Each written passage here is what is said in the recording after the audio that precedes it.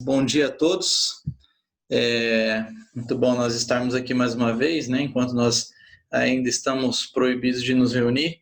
É muito bom nós podermos pelo menos ter esse tempo de comunhão e compartilhar um pouco da palavra de Deus uns com os outros. Irmãos, eu gostaria de começar lendo a palavra de Deus, um fato, né? Uma história que é muito conhecida de todos nós, mas é sempre importante pensar a respeito dessas coisas, e nós vamos ler ali no livro de Gênesis, capítulo 4, versículos 1 a 16. Gênesis, capítulo 4, versículos 1 a 16. E vamos então à leitura desse texto. Versículo 1 nos diz o seguinte: Coabitou o homem com Eva, sua mulher. Esta concebeu e deu à luz a Caim. Então disse: adquiri um varão com auxílio do Senhor. Depois deu à luz a Abel, seu irmão. Abel foi pastor de ovelhas e Caim lavrador. Aconteceu que, no fim de uns tempos, trouxe Caim do fruto da terra uma oferta ao Senhor. Abel, por sua vez, trouxe das primícias do seu rebanho e da gordura deste.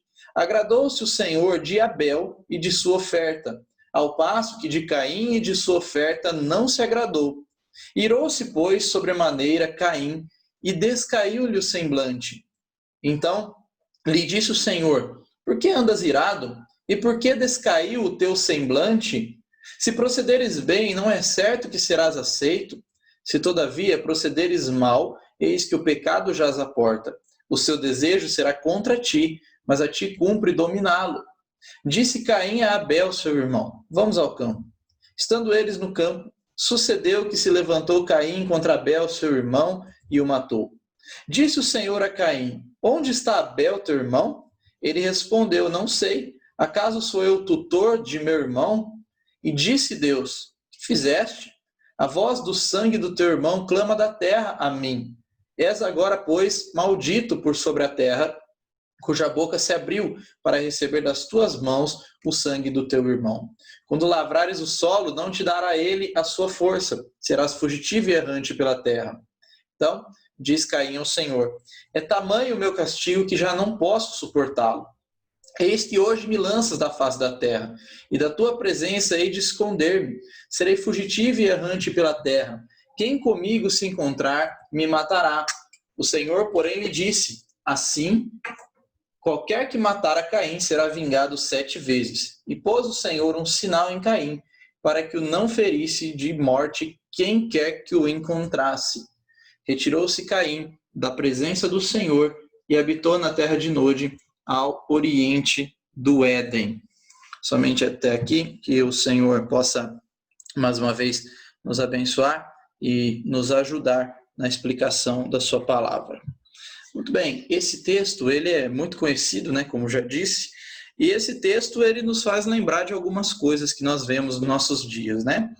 Infelizmente, muitas vezes é comum nós lermos, né, matérias no jornal de assassinatos. Todos os dias nós temos notícias de assassinatos, de crimes, de violência acontecendo entre família, um irmão matando o outro, pais matando filhos, filhos mandando matar os pais.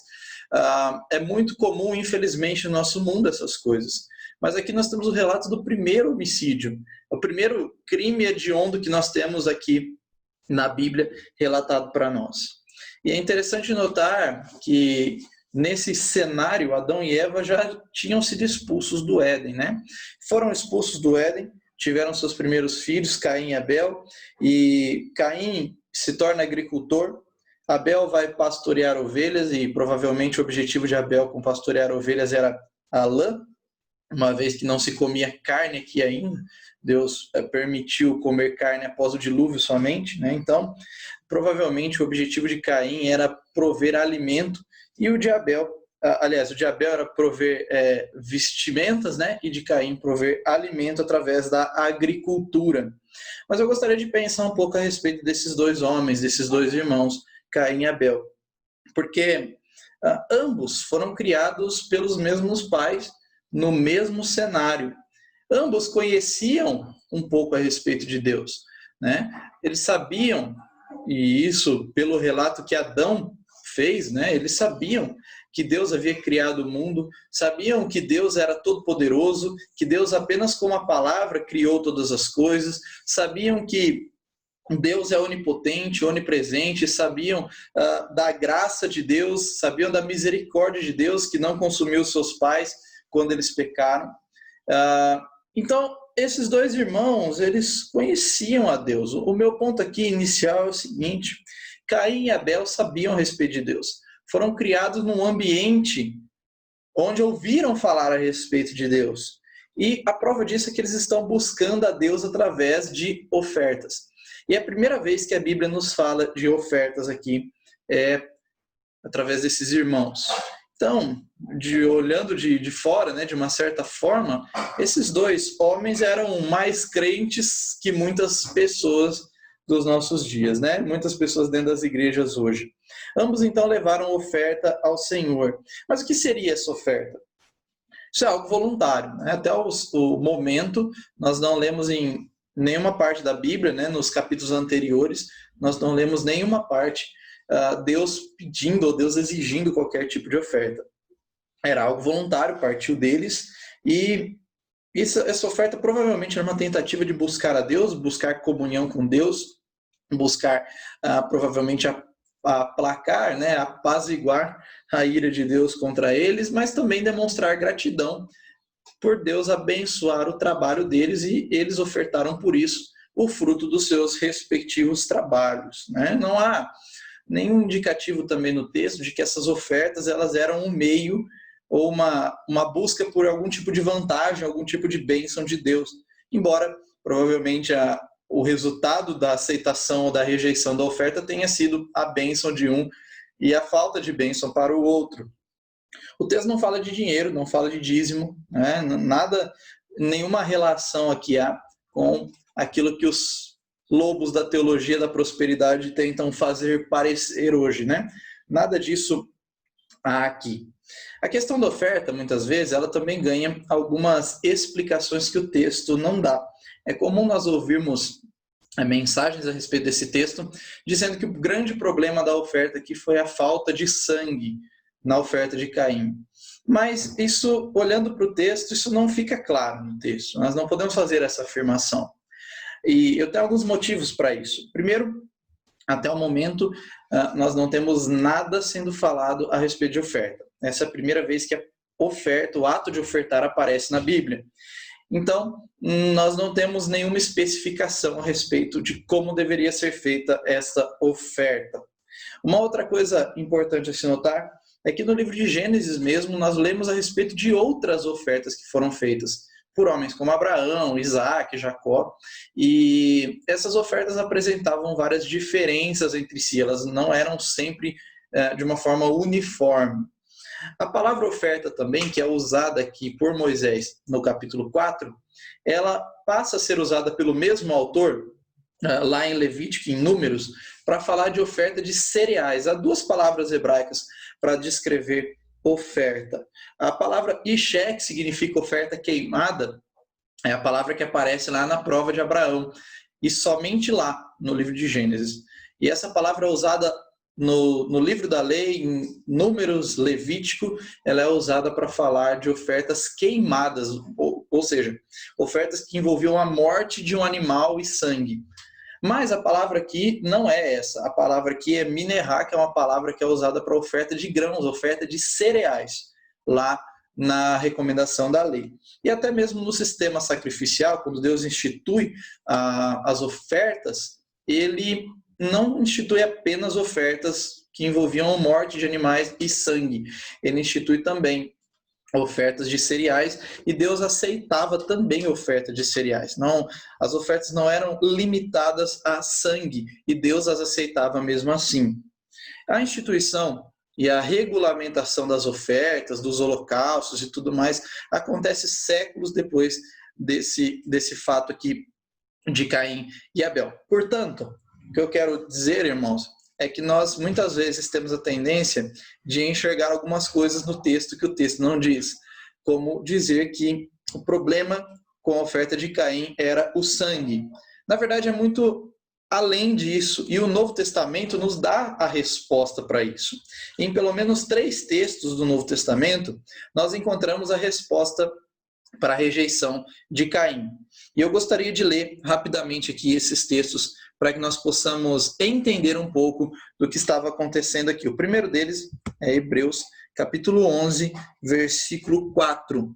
Hebreus, capítulo 11, versículo 4, nos diz o seguinte: pela fé, Abel ofereceu a Deus mais excelente sacrifício do que Caim, pelo qual obteve testemunho de ser justo, tendo a aprovação de Deus quanto às suas ofertas. Por meio dela, também, mesmo depois de morto, ainda fala. Então, esse é o primeiro texto que nos fala algo a respeito do motivo da rejeição de Caim. Esse texto não fala claramente de Caim, mas foca em Abel. E Abel, curiosamente, está na galeria dos heróis da fé. Ele é considerado um homem de fé e a sua fé é mostrada para nós como algo a ser imitado. Veja que o texto diz que Abel ofereceu um sacrifício superior ao de Caim. Pela fé, ele foi reconhecido como justo. Então, esse texto já nos mostra que Abel era justo. E, por inferência, se Abel foi aceito e Caim não, é porque Abel era justo e Caim não. Então, aqui nós já temos uma grande evidência do que aconteceu com Caim para que a sua oferta fosse rejeitada. Ele não ofertou com fé. Ele não era justo também. Um outro texto muito importante é o de 1 João 3:12. 1 João 3:12 nos diz também algo a respeito da rejeição de Caim. Nos diz o seguinte: não segundo Caim, que era do maligno e assassinou a seu irmão. E por que o assassinou? Porque as suas obras eram más e as de seu irmão justas. Note que esse texto ele está falando a respeito das obras dos dois irmãos. Está falando a respeito das obras de Caim e das obras de Abel. Na verdade, quando o João está falando aqui do motivo, ele não está falando do motivo da recusa da oferta, mas o motivo do assassinato. Mas uma coisa leva a outra. Note que João foca o tempo todo na justiça de Abel e na injustiça de Caim. Diz que as obras de Caim eram más e as do seu irmão justas. Então, Caim era um homem mau. Caim era um homem do maligno, como aparece em outras versões. Caim era do maligno e assassinou o seu irmão. Também aqui na atualizada aparece a mesma expressão. Pertencia ao maligno. Era um homem ímpio, era um homem mau. Um último texto que nos fala um pouco a respeito de quem era Caim é Judas, a carta de Judas, nos versículos 10 e também no versículo 11. E o texto nos diz: estes, porém, e quando ele diz estes, porém, ele está falando dos falsos profetas, dos hereges, né? Esses, porém, quanto a tudo que não entendem, difamam, e quanto a tudo que compreendem por instinto natural, como brutos sem razão, até nessas coisas se corrompem. Ai deles, porque prosseguiram pelo caminho de Caim, e movidos de ganância, se precipitaram no erro de Balaão e pereceram na revolta de Corá. Então, Judas ele pega alguns elementos, né, do Antigo Testamento, da história lá do Pentateuco, para falar dos falsos profetas, para falar dos hereges, dos anticristos. E aí ele cita e fala do caminho de Caim, homens que prosseguiram no caminho de Caim, que foram pelo caminho de Caim e por isso estão condenados diante de Deus. Ou seja, resumindo o que esses 3 textos nos apontam, Caim era um homem do maligno, não ofertou com fé. Caim era um homem ímpio e por isso o seu sacrifício não foi aceito. Note que o texto deixa muito claro que Deus primeiro se desagradou ou não se agradou de Caim e depois de sua oferta. O texto deixa muito claro isso. Deus primeiro olha para o ser humano, para a pessoa que está ofertando, e depois para a oferta.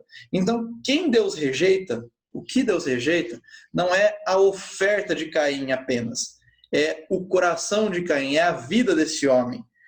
E é porque para esse homem faltou fé e faltou vida digna diante de Deus, faltou integridade.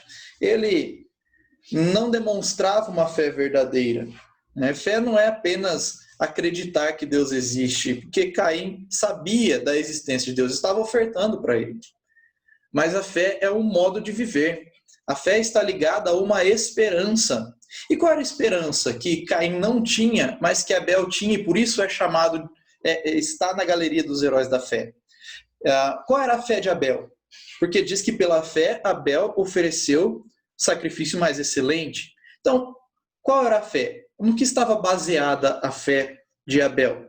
A fé sempre está baseada em uma promessa, né? Em uma certeza das coisas que nós não vemos. Hebreus começa dizendo isso. Mas qual era a esperança? Qual era a certeza que Caim tinha? A certeza que Caim tinha vinha de apenas um versículo, né? Aquele famoso texto que nós conhecemos como proto-evangelho, Gênesis capítulo 3, versículo 15, quando Deus está sentenciando Adão, Eva e a serpente, e ele decreta ali que viria um descendente da mulher que pisaria na cabeça, feriria a cabeça da serpente. Esse é o primeiro texto que nos fala da vitória de Cristo sobre Satanás. Por mais que ele seja muito simples, por mais que não tenha todos os detalhes do evangelho, porque a revelação é progressiva, ainda era uma esperança, e nessa esperança Abel se apegava, porque ele sabia o que tinha acontecido no Éden. Ele sabia que seu pai havia pecado, ele sabia que eles haviam sido expulsos do Éden, sabia que havia nascido já sob uma condição de pecado, já era um pecador, e que a ira de Deus estava sobre ele. Sabia que Deus era justo, mas também reconhecia que Deus um dia enviaria alguém que venceria o pecado, venceria o diabo e colocaria fim na maldição. Então, era apenas esse versículo, era apenas essa promessa que Abel tinha e cria. Caim sabia das mesmas coisas, mas ao contrário de Abel, Caim não cria, ou pelo menos não queria crer. Estava vivendo a vida da forma que ele achava correta. E por isso foi rejeitado diante de Deus. As pessoas do Antigo Testamento olhavam para o futuro e eram salvas pela fé no Messias que viria. Isso está claro lá no texto de Hebreus capítulo 11 também, que diz que todos eles morreram na fé, sem alcançar a promessa, mas contemplando de longe.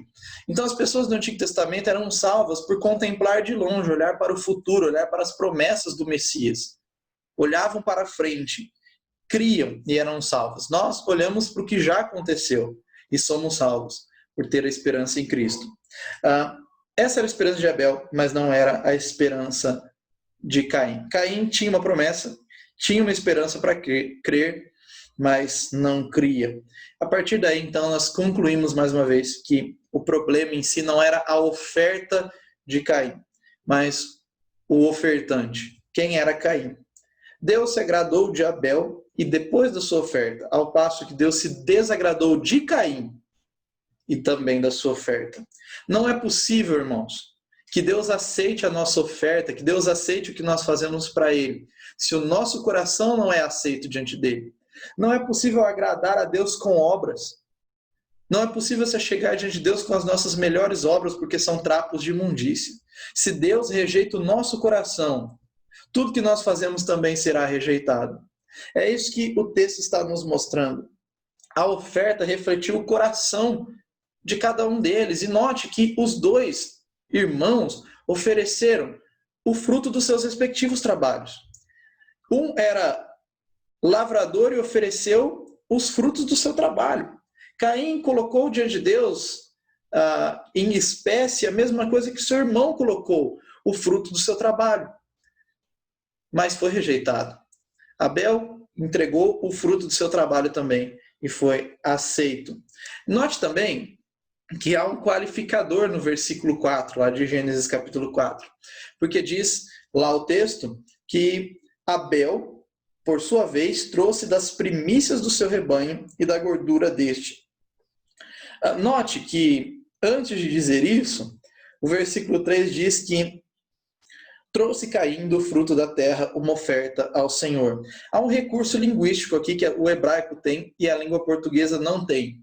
Quando nós queremos comparar algumas coisas, duas coisas na língua portuguesa, nós precisamos qualificar as duas, né? Ou nós qualificamos uma positivamente, ou outra negativamente, ou qualificamos com graus diferentes. Mas no hebraico não. No hebraico, se você quer comparar duas coisas, você não precisa qualificar as duas. Você pode qualificar apenas a que é melhor e não precisa qualificar a que é pior. É exatamente o que acontece aqui. O autor, inspirado pelo Espírito Santo, qualifica apenas a oferta de Abel. Ele trouxe das primícias do seu gado e da gordura destes. Ele ofereceu algo bom, ele ofereceu algo excelente. Mas a oferta de Caim não recebe qualquer qualificação, apenas diz que ele levou do fruto da terra uma oferta ao Senhor. O que nos mostra que Abel teve um cuidado a mais. E esse cuidado está ligado também à fé que Abel tinha. Já Caim parece oferecer algo simplesmente por oferecer algo de qualquer jeito. E note que o que nos chama a atenção também é que parece que quem fez isso primeiro foi Caim. E Abel fez depois. Pela ordem do texto, dá a entender isso. Mas isso não significa que Caim, por fazer primeiro, fez melhor. É óbvio que, como já disse, não é a qualidade da oferta que foi rejeitada ou não por Deus, é o coração de quem ofereceu. Caim poderia ter feito um sacrifício melhor do que o do seu irmão, ainda assim seria rejeitado pelo seu coração. Mas, irmãos, tudo que nós fazemos reflete o nosso coração. Se Caim tinha um coração ímpio, a sua oferta não seria agradável, não seria boa, não receberia o mesmo cuidado que a oferta do seu irmão. Nós precisamos levar isso conosco também. Tudo que nós fazemos para o Senhor demonstra como o nosso coração está diante dele. Nós não sabemos exatamente como, mas Deus respondeu às ofertas dos dois irmãos. E Caim, quando soube que havia sido rejeitado, se irou e ficou transtornado. O hebraico diz que o seu rosto caiu, literalmente, o seu rosto caiu. E Caim está então revoltado contra Deus. Mas note que mesmo assim, o Deus da misericórdia vai falar com Caim, vai atrás de Caim. É muito interessante notar, e é maravilhoso ver que Deus é misericordioso o tempo todo. E o Antigo Testamento procura também enfatizar a misericórdia de Deus. Sempre que o homem peca, Deus vai e corrige, Deus lida com ele. No momento, Caim ainda não havia assassinado o seu irmão, mas Deus vai ao encontro dele. Isso lembra um pouco daquilo que Deus fez com o próprio Adão, o pai de Caim. Quando Adão pecou, Deus vai até o jardim do Éden, chama ele, pergunta onde ele está, e óbvio que Deus sabia onde ele estava, mas Deus quer saber onde ele está, porque Deus quer lidar com ele. Deus faz a mesma coisa com Caim. E os versículos 6 e 7 nos mostram isso. Então lhe disse o Senhor: por que andas irado? Porque descaiu o teu semblante? Se procederes bem, não é certo que serás aceito? Se todavia procederes mal, eis que o pecado jaz à porta, o seu desejo será contra ti, mas a ti cumpre dominá-lo. Note que Deus está falando de proceder bem. E a ideia aqui por trás do proceder bem é viver de uma forma digna, viver de uma forma justa. Não está ligado a fazer uma oferta boa, mas a viver uma vida justa. Está ligado ao coração e não às ações. É o que Deus está dizendo para Caim. Repare que a fala de Deus é bem didática, né? Deus faz uma pergunta retórica para Caim. Se você proceder bem, não é certo que serás aceito? E note que na própria fala de Deus, ele já dá para Caim uma oportunidade. Ele já dá para Caim um caminho. Caim, se você quiser ser aceito, você precisa proceder bem. Deus está dizendo para Caim, se você quer ser aceito, você precisa se converter, você precisa crer, você precisa ter uma fé genuína. E você será aceito. Deus está dizendo isso para esse homem. Está dando a ele uma oportunidade. Está dando para ele uma opção. E agora para Caim há duas opções. Ele pode se converter ou permanecer incrédulo. E há duas consequências. Se ele se converter, será aceito por Deus. Mas se não se converter, aí Deus diz algo para ele que é uma lição para todos nós. E é algo que eu quero encerrar a nossa meditação com essas palavras, porque são palavras fortes, são palavras que devem falar conosco e devem nos alertar a respeito de algo que nós também estamos sujeitos. Deus diz para ele: se todavia procederes mal, se você continuar vivendo do jeito que você está vivendo, Caim, Deus está dizendo para ele, eis que o pecado jaz à porta. O seu desejo será contra ti, mas a ti cumpre dominá-lo. Se Caim optasse por permanecer no seu mau caminho, Caim sofreria uma consequência terrível. Deus diz: o pecado jaz à porta. E note que até o momento não havia, na Bíblia não fala de pecado. Não há a palavra pecado até o momento. Esse é o primeiro versículo em que a palavra pecado aparece na Bíblia. E quem está falando de pecado? O próprio Deus. E ele está alertando Caim a respeito do perigo do pecado. O pecado jaz à porta. Essa palavra jaz, ou o ameaça, como aparece em algumas outras versões, ela na verdade no original ela é usada para descrever animais que estão descansando ou pastando. É uma figura rural. É algo que Caim conhecia por viver num mundo em que as coisas ainda eram bastante agrárias, né? E Caim sabia o significado dessa palavra. É interessante a maneira como Deus descreve aqui animais que estão acomodados, tranquilos, que aparentemente não mostram, não fazem qualquer tipo de ameaça. Mas Deus está dizendo: o pecado jaz à porta. O seu desejo será contra ti, mas a ti cumpre dominá-lo. Deus continua dizendo, então, que o pecado deseja conquistar Caim e que Caim teria que dominar o pecado. Essa é a mesma expressão, exatamente a mesma expressão que aparece lá em Gênesis 3:16, quando Deus está julgando o pecado e ele fala para Eva. Só que ali em Gênesis 3:16, a referência ao desejo do homem de dominar a mulher e o desejo da mulher de resistir a isso, né? A mulher resistindo a esse desejo. Aqui não. Aqui é o homem que está querendo, não é o homem que está querendo dominar, é o pecado. Deus está dizendo para Caim: o pecado vai querer dominar você, o pecado vai querer conquistar você. Mas você tem que resistir. E ao mesmo tempo que tem que resistir, você desejará ceder. O que Deus está querendo mostrar aqui para Caim e também para nós, e essa é a grande lição talvez desse texto, há muitas outras, mas uma das lições que mais nos chama a atenção, porque a Bíblia começa justamente a falar de pecado aqui, é que o pecado pode parecer muitas vezes inofensivo, mas está pronto para nos atacar assim que houver a primeira oportunidade. O pecado está pronto para conquistar Caim e fazer de Caim a sua presa. E é muito provável que quando Deus falou com Caim, nesse momento aqui, ele já estivesse premeditando assassinar o seu irmão. Então Deus está alertando para ele, Deus que sabe todas as coisas, está dizendo para ele: o pecado está batendo na sua porta, o pecado está à porta. Parece inofensivo, mas vai querer dominar você. E se você ceder, se você não conseguir dominá-lo, você enfrentará a ruína. Pode ser, talvez, irmãos, nós não somos ímpios como Caim, né? Eu creio que todos que estão nos acompanhando agora ao vivo são salvos. Esse é o nosso desejo, a nossa esperança. Mas pode ser que alguém que nos ouça depois, esteja nos vendo no YouTube, não seja salvo. Se você não é salvo, vai lutar contra o pecado de uma forma completamente desprotegida, vai ceder e o seu fim será a ruína, né? Deus diz que quem não crer já está condenado.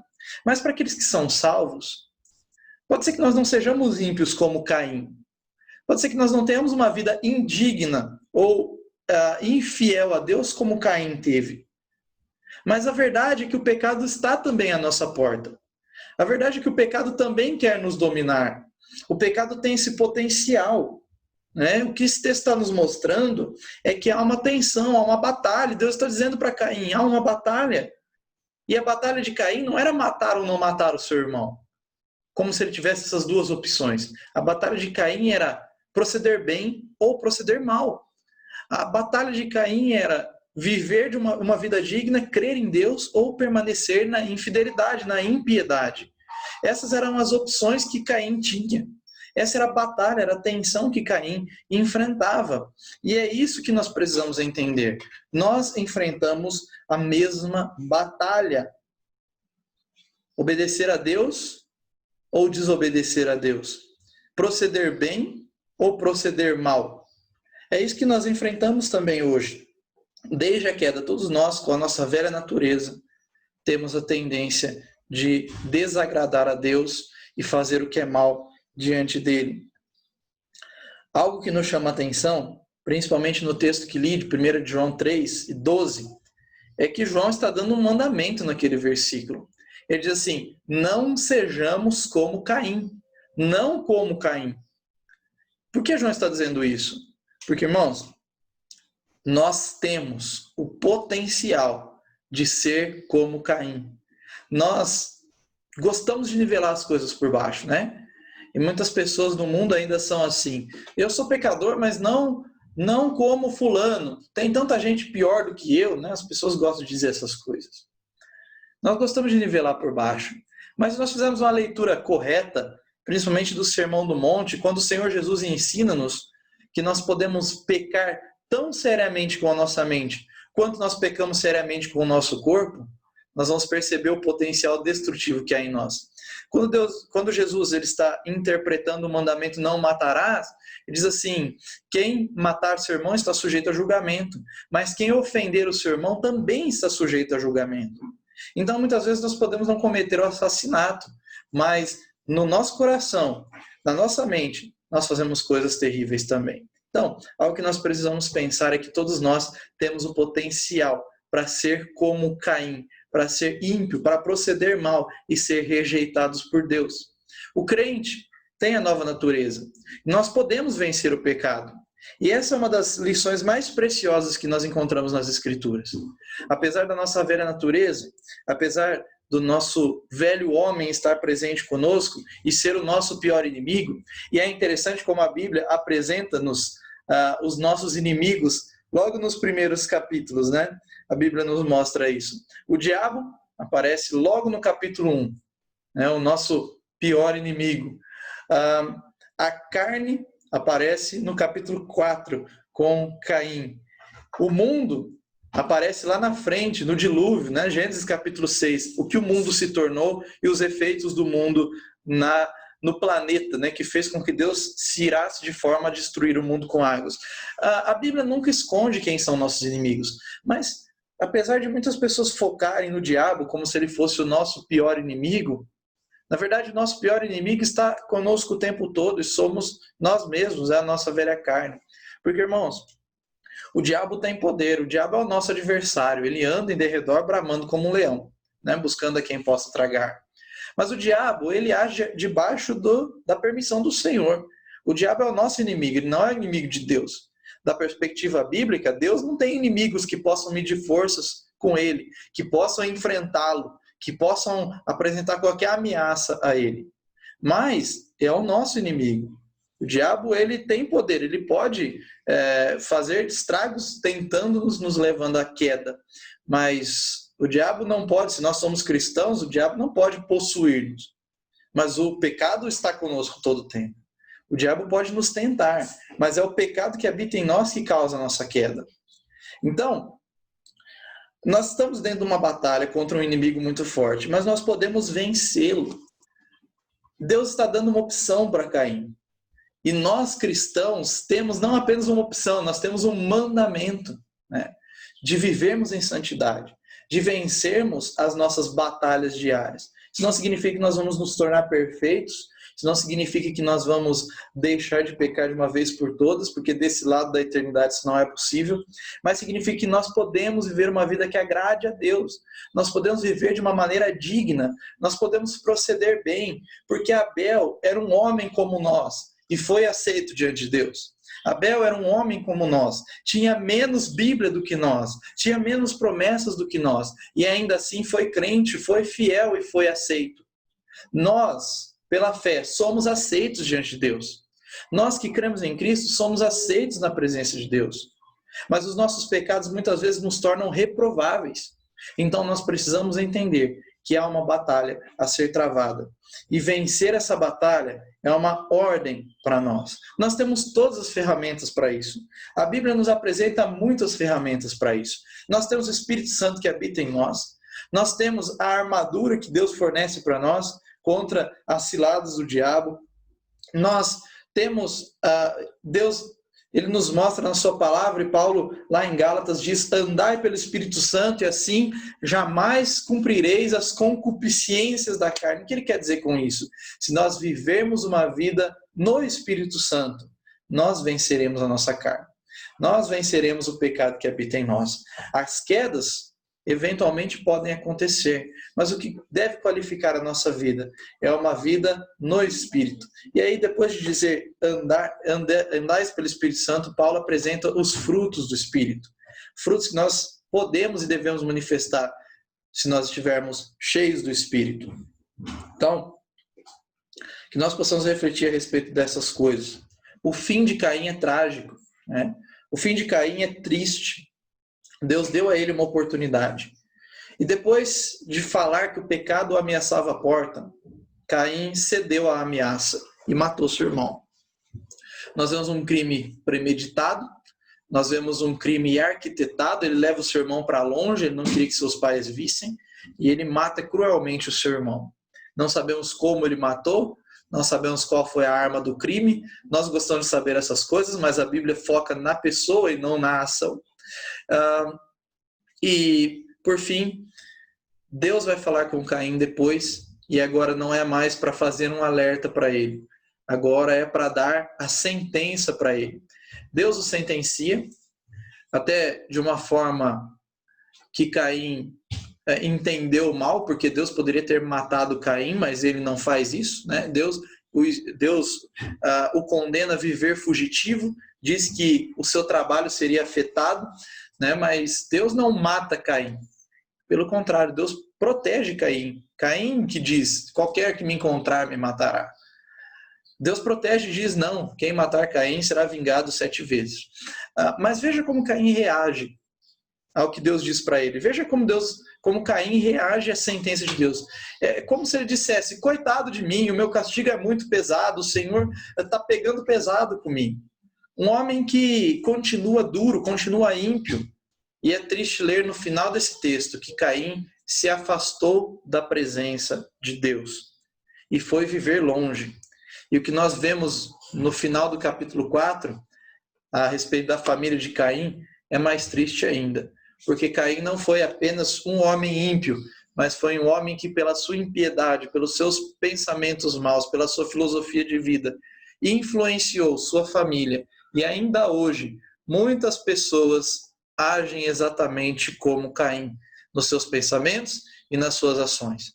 Então, o versículo que fica, e que eu quero deixar aqui para o final, é o versículo de 1 João, capítulo 3, versículo 12. Né? Esse versículo que diz: não segundo Caim, que era do maligno e assassinou seu irmão.